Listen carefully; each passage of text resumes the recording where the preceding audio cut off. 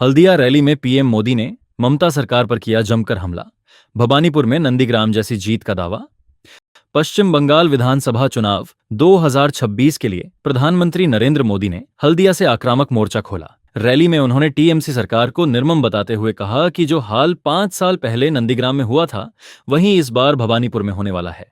भ्रष्टाचार, बेरोजगारी, सरकारी भर्तियों में लूट और मछली पालन के मुद्दों पर पीएम मोदी ने टीएमसी पर निशाना साधा।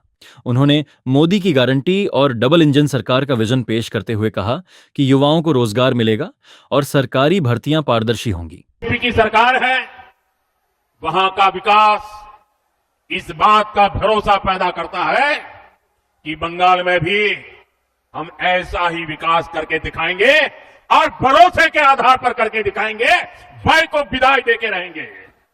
साथियों, तृणमूल की सरकार ने बंगाल के युवाओं के साथ जो किया, इसका पाप वो अगले 100 साल में भी नहीं धो पाएगी। टीएमसी ने बंगाल के युवाओं को डबल धोखा दिया है। यहां प्राइवेट सेक्टर का नामो निशान मिटा दिया। प्राइवेट सेक्टर में नौकरियां नहीं है और थोड़ी बहुत है तो घुसपैठियों के हवाले कर दी। और सरकारी भर्तियों को टीएमसी के मंत्री लूट रहे हैं। टीएमसी के भ्रष्टाचारियों ने हजारों युवाओं के, उनके परिवारों के सपनों को कुचल दिया है।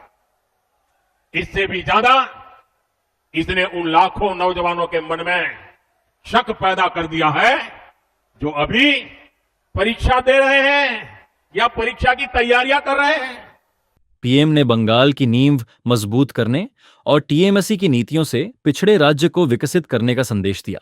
उन्होंने सिंडिकेट और कट कमीशन की संस्कृति का जिक्र करते हुए बताया कि बीजेपी राज्य में निवेश और विकास लाएगी। मछली उत्पादन, प्राइवेट सेक्टर और गरीबों के लिए योजनाओं को लागू करने की आवश्यकता पर जोर दिया। रैली के अंत में उन्होंने बंगाल की जनता से पूरी ताकत से बदलाव के लिए वोट करने की अपील की, जिससे हल्दिया में भाजपा के लिए चुनावी माहौल और तेज हो गया।